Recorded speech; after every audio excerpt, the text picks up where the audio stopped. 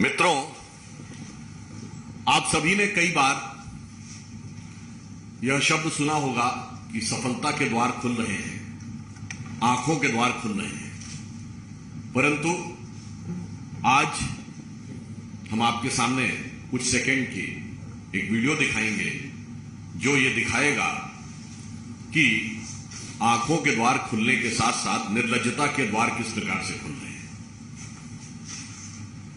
श्री अरविंद केजरीवाल जी, जिनका वैभवपूर्ण प्रासाद, लग्जरियस महल, जिसके विषय में कई बार उनके नेता उसके बचाव में राष्ट्रीय स्तर के नेताओं से तुलना करने का प्रयास करते थे, परंतु अब मुझे लग रहा है जिस प्रकार के नए दृश्य और तथ्य सामने आए हैं तो वो अंतर्राष्ट्रीय स्तर पर जाते हुए नजर आ रहे हैं। जैसे इससे पूर्व ऐसा लगता था कि उनका आवाज भारत के कतिपय भ्रष्टाचार के आरोप में लिप्त नेताओं के वैभवशाली मकानों के समकक्ष है, परंतु अब मुझे लगता है, याद है उन्होंने दो बड़ी इंटरनेशनल न्यूज़पेपर्स में कुछ छपवा के अपने को दिखाया था ना कि वो कितने बड़े इंटरनेशनल फिगर हैं। पर अब तो कुछ ऐसा लगता है कि अगर आप लोगों ने देखा होगा तो सद्दाम हुसैन के मकान में जिस ढंग की चीजें दिखाई पड़ती थी, चर्चा में आती थी, या किम जोंग उन के मकान में जिस ढंग की चीजों की चर्चाएं आती थी, अब तो उसके समकक्ष आती दिखाई पड़ रही है। मतलब मानना पड़ेगा कि वो क्षेत्रीय दल से राष्ट्रीय दल ही नहीं बन गए, अंतर्राष्ट्रीय स्तर की उन्होंने स्थिति प्राप्त कर ली है दुनिया को दिखाने के लिए। और इसलिए मैं अनुरोध करूंगा हरीश जी से कि पहले आप लोगों को कुछ सेकंड का एक वीडियो दिखा दें, उसके बाद हम अपना आगे का वक्तव्य आपके समक्ष रखें।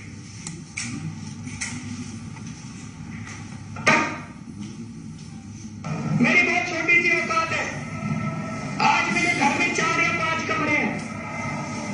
मैं जहां भी जाऊंगा 4-5 कमरों से ज्यादा की मेरे को क्या जरूरत है भाई साहब? 4-5 कमरे ही चाहिए, हाथ पैर पसारने के लिए उतनी जगह चाहिए, और जगह की क्या जरूरत है? ऐसे मेरे कई चाहने वाले, मेरे दोस्त और मेरे हमारे जो पार्टी के सपोर्टर्स हैं, उन लोगों ने मेरे पास फोन आए, उन लोगों के और जो जनता के फोन आए, उनके मैसेजेस आए मुझे, और उन्हें लगा कि मुझे ऐसे घर में नहीं जाना चाहिए। तो मैं ये दोनों घर छोड़ रहा हूँ और मैं सरकार को बोलूंगा कि वो मेरे लिए कोई और इससे भी छोटे घर ढूंढने की कोशिश करें। तो वो कहते हैं ना, सीजर्स वाइफ, तो वही वाली बात है, हमें तो उसके लिए तैयार रहना पड़ेगा। अभी यहाँ तो प्रिपेयर फॉर दैट स्क्रूटिनी। कोई लाल बत्ती की गाड़ी नहीं होनी चाहिए उसके पास, कोई बड़ा बंगला नहीं होना चाहिए उसके पास, वो एक कमरे के फ्लैट में रहे आम आदमी की तरह, कोई सिक्योरिटी नहीं होनी चाहिए। तो इस पार्टी से जो जो नेता जीत के आएंगे, जो जो लोग जीत के आएंगे, वो बड़े बंगले मिलेंगे। आप लोगों के इलाके से कोई आदमी जीता, वो आप लोगों के बीच नहीं रहेगा, अपने मकान में रहता रहेगा, जहाँ रह रहा था वहीं रहेगा, उसको बड़ा बंगला नहीं रहेगा। आप ही की तरह जिएगा, उसकी कोई सिक्योरिटी नहीं होगी, कोई सिक्योरिटी नहीं देगा इस पार्टी का। आप ही की तरह जीता रहेगा, आप ही के बीच में से एक आदमी निकल के एमएलए बनेगा या एमपी बनेगा, आप ही जाएगा।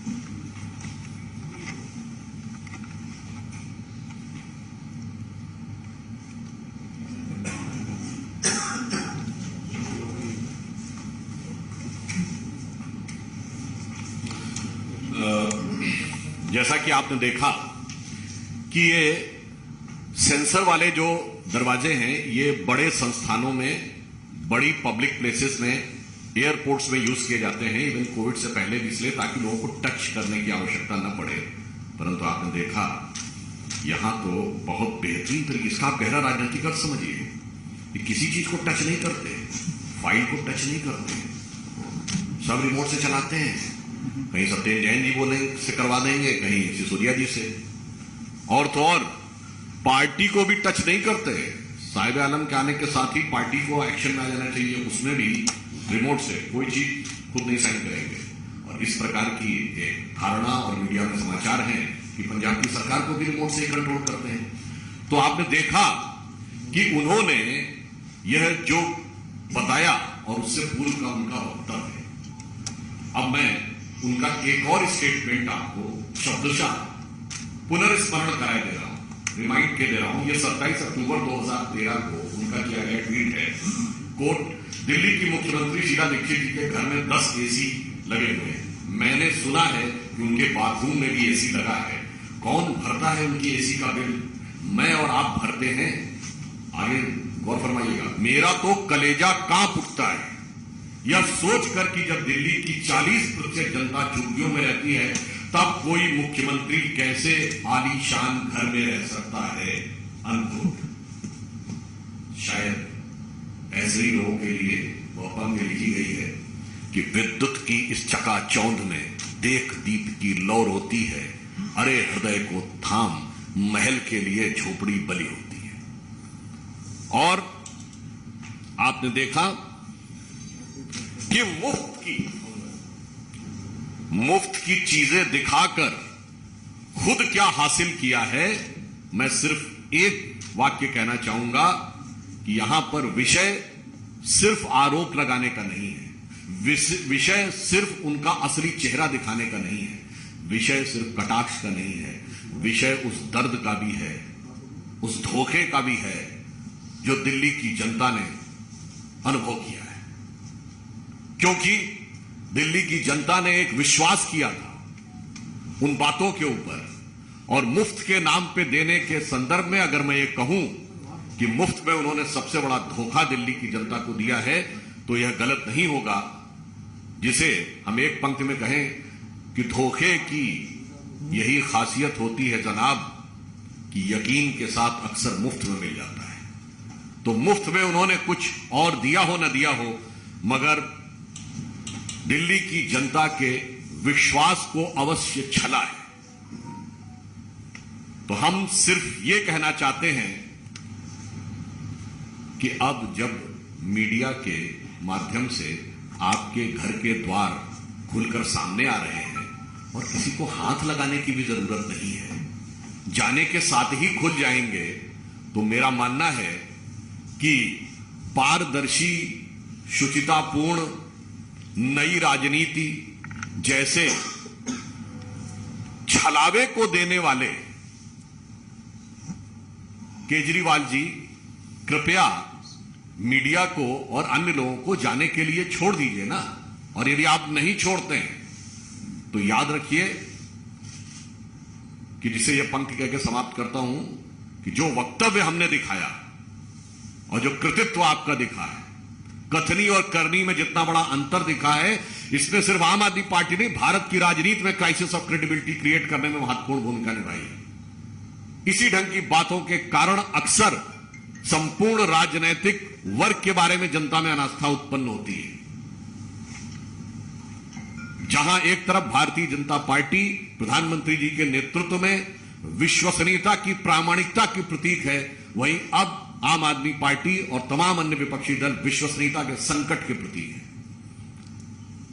इसलिए मैं सिर्फ यह कहता हूं कि याद रखिए कि चंद बातें करना और मुतमई होना नहीं अच्छा, जो बोलते हुए दिख रहे थे, चंद बातें करना और मुतमई होना नहीं अच्छा।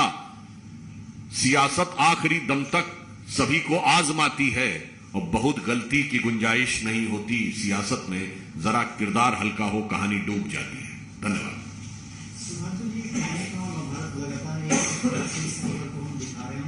रिक्वेस्ट कर रहे थे कि कैमरे को अंदर जाने की अनुमति दे, लेकिन कल तस्वीरें हमने अपने टेलीविजन पर दिखाई।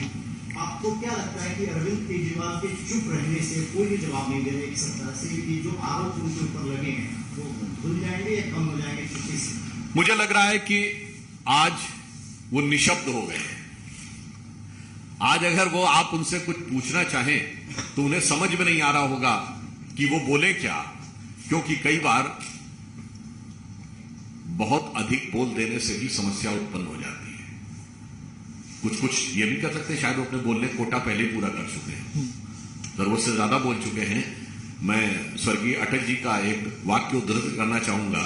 वो ये कहते थे, बोलने के लिए बुद्ध की आवश्यकता होती है और चुप रहने के लिए विवेक की। तो ये तथाकथित सबसे पढ़े लिखे IIT ग्रेजुएट समय से पहले ही ज्यादा बोल चुके हैं, तो शायद अब आप लोगों के शब्दों पे बोलने के लिए वो शब्द विहीन हो गए। जी सर, आपके लिए क्या सिर्फ एक नैतिक मामला है या इसमें आर्थिक भ्रष्टाचार भी आपको दिखाई दे? आर्थिक भ्रष्टाचार का विषय है, राजनैतिक छल और प्रपंच का विषय है, और नैतिक दृष्टि से जनता के विश्वासघात का विषय है, और तकनीकी दृष्टि से एक ही प्रोजेक्ट के लिए 5 अलग अलग हिस्सों में उस सीमा में जाकर टेंडर जारी करना जिसमें कि आपको शायद टेंडर की भी जरूरत ना हो और आप अपने मन मर्जी से खर्च कर सके। जो मैंने एक बार प्रेस कॉन्फ्रेंस में बताया था कि 9,99,00,000 रुपए का एस्टीमेट CM ऑफिस और जो उनके स्टाफ के आवास के लिए इतना सटीक गणना जो की 9,99,00,000, क्योंकि 10 करोड़ होते ही आपको सारी प्रक्रियाओं में आना पड़ता। तो ये टेक्निकल विषय है। तो this is both technical, financial, moral and political, all the 4 dimensions. As you said that it could be a case of the financial fraud also, given the fact that how the prices of various equipment could have been inflated. LG has asked to secure all the files, and yesterday around 47 files have been secured by the LG office. How do you see the whole situation going? You want an ACB to review this particular the whole cheese smell operation? You want an ACB to investigate this? Whether you will be filing a complaint or not, sir? If LG has taken the cognizance of the matter, I think he will take any appropriate legal and technical instrument to deal with it. And as far as the government agencies is concerned, they will also deal the matter as it is required by considering all the technicalities and the legalities. But since we are the political party, so we want to ask, as a representative of political party, a political and moral answer from Aam Aadmi Party, because they try to become self-proclaimed one and only exclusive copyright holder of the morality in the politics, which has been totally shattered. Karnataka में चुनाव प्रचार चल रहा है, प्रधानमंत्री 36 kilometre लंबी road show करने वाले की कांग्रेस सरकार ने बीजेपी हताश इसलिए प्रधानमंत्री सड़कों उतारा। माननीय प्रधानमंत्री जी का अभी तक का सबसे बड़ा जो रोड शो हुआ था वो अहमदाबाद में हुआ था, 50 किलोमीटर का। कौन हताश था और उसके बाद कौन हताश दिखा? मुझे लगता है कि कांग्रेस को कोई टिप्पणी करने से पहले इस बात पर विचार कर लेना चाहिए, क्योंकि जनता का इस प्रकार का भाव है, सम्मान और स्नेह का प्रधानमंत्री जी के प्रति, इसलिए रोड शो करने की आवश्यकता अधिक होती है और हमारे अन्य नेताओं को भी, ताकि अधिक से अधिक जनता के साथ संवाद और अधिक से अधिक जनता के साथ संपर्क किया जा सके और वह संपर्क निकट से हो सके। कर्नाटक चुनाव को लेकर ये सवाल और है कि रहमान खान उनका ये कहना है कि बजरंग बली का नाम लेकर के टेरराइज किया जा रहा है, और दूसरा कहना है कि मुसलमानों का जो आरक्षण है वो 4 से 6% बढ़ाने का विचार करेंगे। देखिए, एक बात मैं कहना चाहूंगा कि सांप्रदायिक आधार के ऊपर आरक्षण देने का कोई प्रावधान संविधान में नहीं है। इस तरह की बात करना असंवैधानिकता है और एक नहीं अनेक राज्यों के उच्च न्यायालय के द्वारा यह खारिज किया जा चुका है। अब रही बात इसकी कि उनकी बड़ी हास्यास्पद स्थिति है कि PFI जिस पे बैन है वो कहते हैं हम लगा देंगे, और बजरंग दल जिस पे वो बैन लगा ही नहीं सकते, राज्य सरकार होने जाते हैं उस पे कहते हैं लगा देंगे। मतलब अब आप सोचिए कि इनकी क्या बात पे भरोसा किया जाए, इस बात की करामात आप समझिए। तभी तो माननीय प्रधानमंत्री जी ने कहा कि इनकी बात की कोई वारंटी नहीं, क्या गारंटी की बात की जाए। मतलब जो हो चुका है वो कर देंगे और जो कर नहीं सकते वो भी कर देंगे। इसीलिए मैंने पुनः रिपीट कर रहा हूं, इसीलिए ये सारे दल क्राइसिस ऑफ क्रेडिबिलिटी के प्रतीक हैं। और मैं पूर्व में ये बात कह चुका हूं, फिर रिपीट कर रहा हूं, बजरंग दल पर यह प्रतिबंध लगाने का दावा नहीं कर रहे हैं, ये लगा चुके हैं और अदालत की चौखट पर औंधे मुंह गिर चुके हैं। विवादित ढांचा गिरने के बाद 10 दिसंबर 1992 को इन्होंने संघ और बजरंग दल दोनों पर प्रतिबंध लगाया था। नियमानुसार 90 दिन के अंदर इनको कोर्ट के सामने सारे साक्ष्य एक ट्रिब्यूनल के रूप में प्रस्तुत करने पड़ते हैं, जो ये साबित करने में असफल रहे। और 4 जून 1993 को बाहरी ट्रिब्यूनल ने पूरी तरीके से खारिज कर दिया, संघ और बजरंग दल दोनों को आरोप से मुक्त कर दिया। और 18 जून की रिपोर्ट पढ़ी है बाहरी ट्रिब्यूनल की, पेज नंबर 71 पे क्लियर कट लिखा, कोई एविडेंस ही नहीं था सरकार के पास। तो इसका मतलब चाहे भूत हो या वर्तमान हो, दोनों उनका ऐसा है, तो भविष्य क्या होगा आप समझ सकते हैं।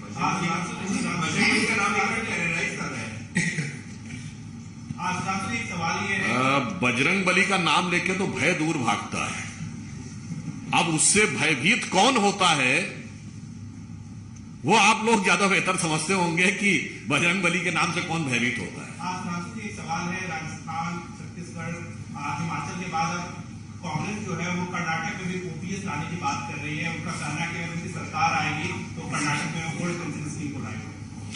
देखिए, उनके जितने भी दावे हैं इन पे भरोसा नहीं किया जा सकता, क्योंकि इतने वर्ष तक उन लोग जगह जगह सत्ता में रहे, 10 वर्ष केंद्र में रहे, उन्होंने नहीं किया। इसीलिए मैं कह रहा हूं उनकी किसी बात के ऊपर भरोसा नहीं किया जा सकता, क्योंकि पूर्व में इतने लंबे समय तक रहने के बाद जो काम नहीं किए। अच्छा, और कोई पार्टी कहे तो समझ में आता है, ये 55 साल इन्होंने सीधे इनके परिवार ने राज किया है 60 में से, और उसके बाद कहें अब हम ये करके दिखाएंगे, तो यानी आपके पहले नेहरू जी, इंदिरा जी, राजीव जी और फिर आपकी माता जी का डी फैक्टो रूल, और उसके बाद अब आप कहें कि हम करेंगे, तो उसे मतलब शब्दशः न लिया जाए। हिंदी भाषी ग्रामीण क्षेत्रों में कहावत होती है कि बाप न मारी मेड की और बिटवा तीरंदाज।